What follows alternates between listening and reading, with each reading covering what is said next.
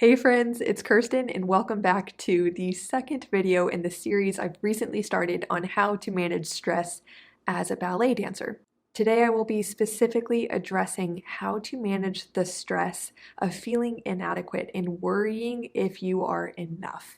I know this plagues so many dancers. I have experienced it many times in my journey, and I know that you guys have too. I've heard from you as I put out polls and questions on my Instagram stories. If you're not following me there, go to TwinTalksBallet on Instagram. I engage with you guys there much more frequently than I'm able to on YouTube, so do make sure to follow me there.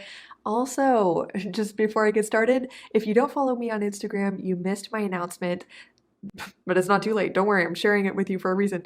You missed the news that for the month of June only, I am offering all of my one-on-one coaching packages for any of you who want to experience the power of mindset coaching as a ballet dancer.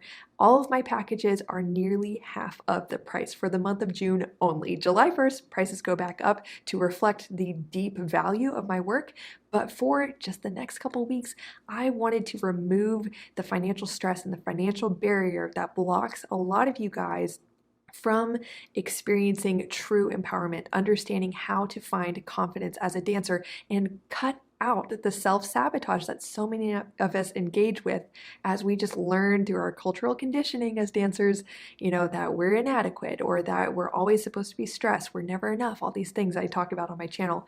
I help dancers one-on-one resolve these fear-based mindsets so that they can finally have joy and confidence in their dancing. So take advantage of that. You'd be crazy not to. Go to my website. It's always linked below and apply for a free consultation. So anyway, that announcement aside, today's video, like I said, we will be talking about how to manage the stress of feeling inadequate. So let's get right into it. Okay, so I'm just going to come right out of the gate and say something pretty racy. It's that you'll never be enough. I know. I heard this from a dear friend and mentor, and it literally changed my life when I understood the power of understanding the ideal self-image I was chasing. And I finally understood that, of course, I will never be enough, and none of us will, if what we are chasing is perfection and a sense of salvation through achievement and just being better. Because as we achieve our little goals, we always raise the bar higher. If our lives to us are only filled with meaning through our achievements or through status or an egoic sense of your self-image, then you'll never be enough. Like I said, the bar always gets higher. That ego is never going to be satisfied. And if that's all you're living for, of course you'll never be enough. Also, this never enough thing is just deeply entrenched in ballet culture.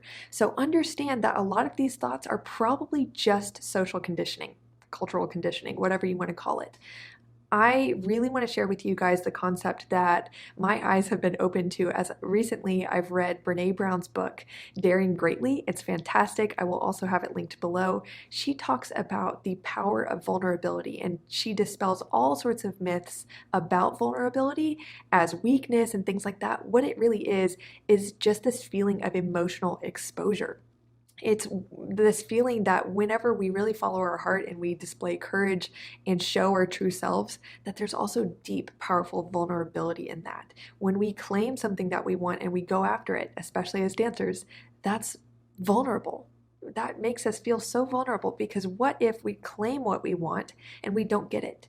That's so scary. And so a lot of times I see dancers saying things that kind of have that I'm never enough, I'm not good enough kind of a vibe to them, because it's also a self-protection mechanism. Because if you really just preface your existence with, I'm not enough anyway, so why not try? You're saving yourself from true vulnerability, which is where your true power lies. So just be really honest with yourself. Are you protecting yourself through really buying into that idea that you're never enough? The next thing I want to encourage you guys to do is to remove should as much as you can from your vocabulary. Our culture is just filled with I should statements, like I should be this, I should do that, I should look like that. Says who? If you catch yourself, actually, We all do. We all say that, you know? So next time you catch yourself saying, I should do this or be this, whatever it is, pause and ask yourself, should you? Says who? Why does it matter? So many of us have really big, nearly unachievable goals that are defined by a sense that if you become that thing that other people says is good or successful, then maybe you will be accepted. Then maybe you will like yourself. Then maybe you will be happy. But as dancers, you know, there are so many goals, like you should want kind of goals that are just laid out for us. Like you should, if you love dance and you're good at it, you should want to be a professional dancer. Says who? Do you actually want that? Does it actually mean something to you? So no matter what your goal is that's taunting you and making you feel inadequate, examine it. Ask yourself where that came from and remove the word should and replace it with I will or I want to. And if you say that and it just doesn't feel quite right, chances are you shouldn't be doing it anyways, or your reasons for doing so aren't really true to what's in your heart. I also just want to make a quick distinction of what I'm really addressing in this video, which is that it is normal to, you know, especially for a high achiever, or if you are just always pushing yourself and setting up big goals in front of yourself, it is normal to ask yourself, can I do that? You know, will I be able to pull XYZ off? Will I be able to do this solo well, or whatever part you've been given? It's normal to question because you just don't know yet. And again, with that, the power of vulnerability, if you are really stretching yourself and being vulnerable and pushing yourself to do things that are outside of your comfort zone, it's natural to have thoughts about, you know, like, will I be able to pull this off? What I'm really addressing in this video is the struggle of feeling like on a core identity level, you are inadequate. Are not enough as a person to become this ideal image of yourself. The next principle I want to challenge you with is the idea that instead of shooting for a successful life that's full of greatness and admiration and achievement, create a meaningful life for yourself and engage with your life in a way that is meaningful to you. And I personally believe that you have everything you need right now to live a meaningful life. Not a perfect life, not a wildly successful life as other people define it. You have enough right now available to you or within you to start living with purpose and meaning, and to understand that when you are chasing a meaningful life, it is so much better because no matter if things go really well or really badly, you feel awesome, or you are having a day where you feel terrible. Truly, every situation can serve a purpose in helping you fulfill your life's greater meaning. For instance, when I was terribly injured and felt, you know, so worthless many, many times because I wasn't able to dance for so long, I dug deep into how that injury was bringing my life more meaning, how it was helping me to deepen in my empathy for other people, how it was causing me to develop the parts of myself that I didn't focus on when I was so, you know, puffed up with my sense of achievement and success. So that was a perfect example of me discovering what it means to live a meaningful life, not a perfect, successful life. Just changing the focus of my life in that way has radically improved my sense of self-worth. It's radically improved my sense of overall satisfaction, peace, all those great things. So I would really challenge you to shoot for a meaningful life as you define it, not necessarily a successful, you know, grand, amazing, admirable life. Speaking of living a meaningful life, here are some ways that you can follow through with that. So the first thing is to focus on making your journey about working hard and pushing yourself and discovering more about yourself for a purpose that is greater than you, a purpose that is beyond you, for something that is worth more than your personal satisfaction.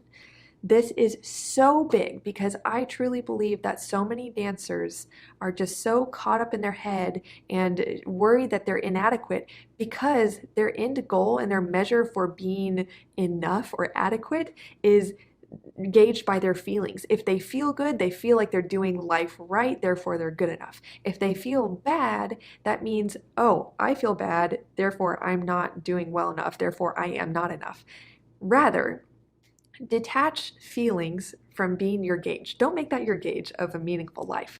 Rather, switch your goals in life from being all about making yourself happy and living a life that makes you feel good, and examine how you can actually make your life about serving a purpose that is beyond your own satisfaction.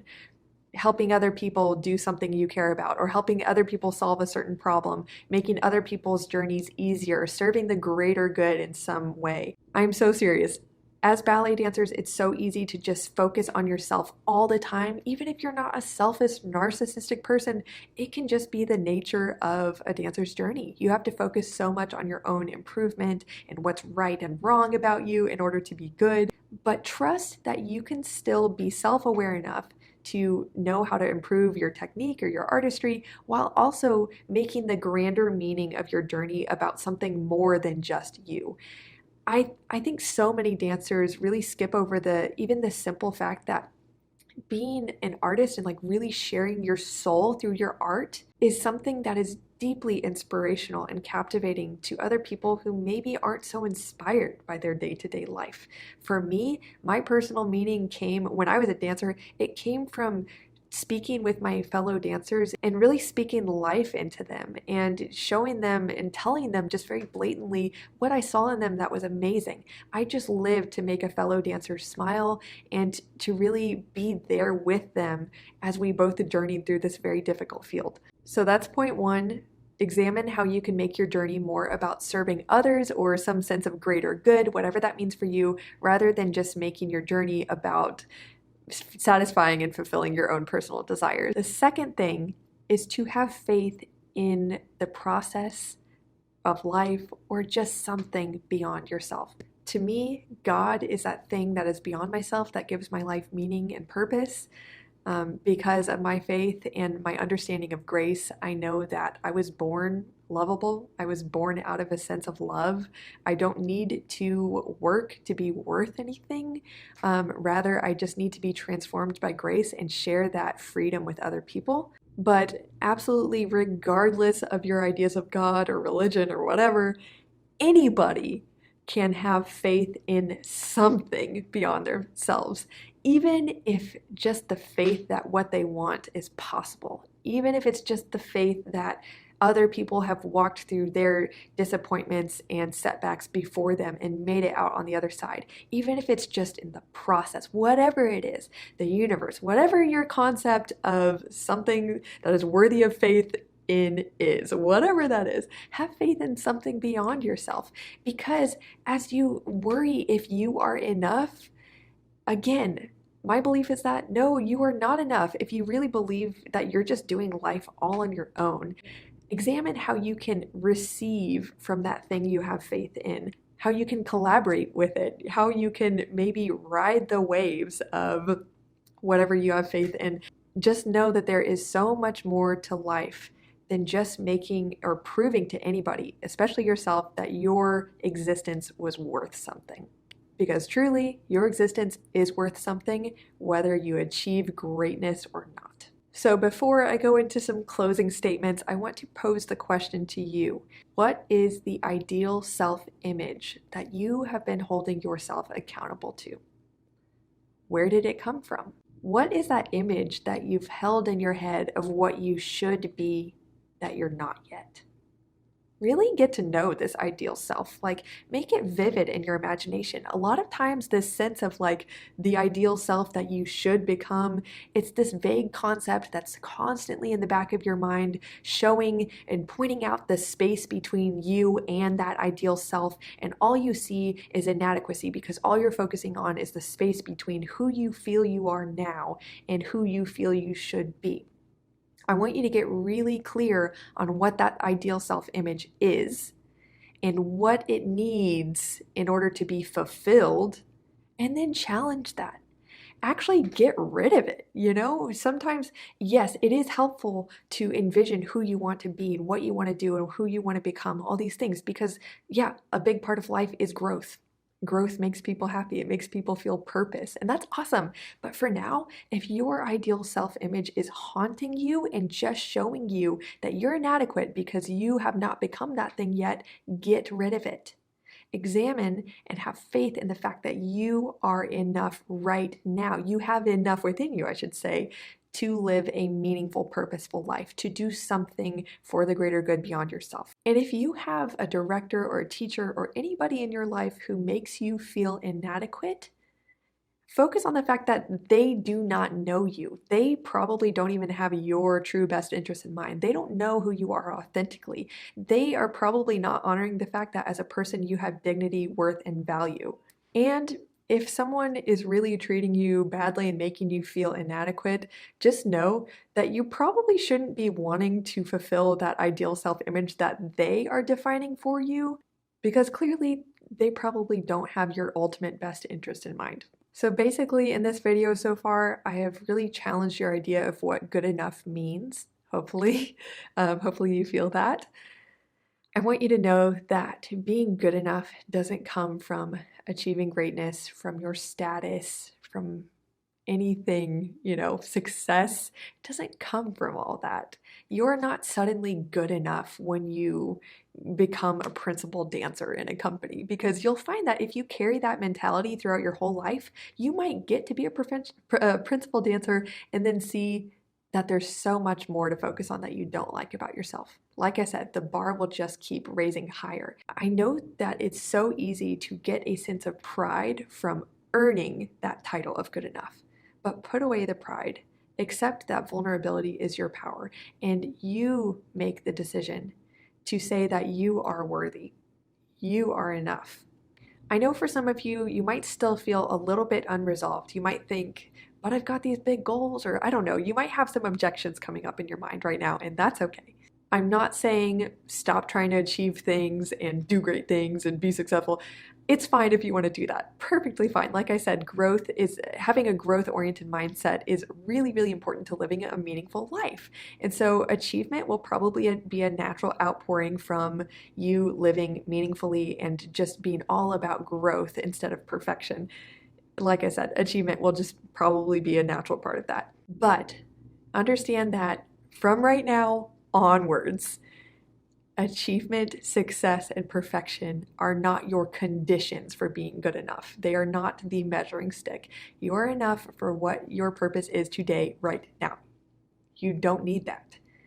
So instead of achieving from a place of inadequacy, do it from the sense of playfulness that you're out there to see what more you can do, what more is possible. However you want to frame in your mind the pursuit of more, that's fine. Just understand that those don't make you good enough or not. Those are just another part of life. Okay, so I've talked for long enough for sure. If you have any more questions, direct message me on Instagram, again, at TwinTalksBallet. Go follow me there.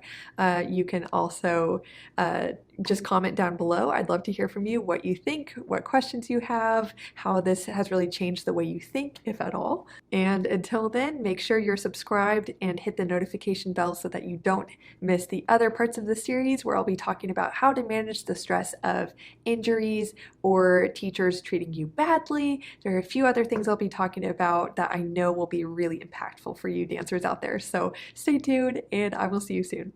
Bye.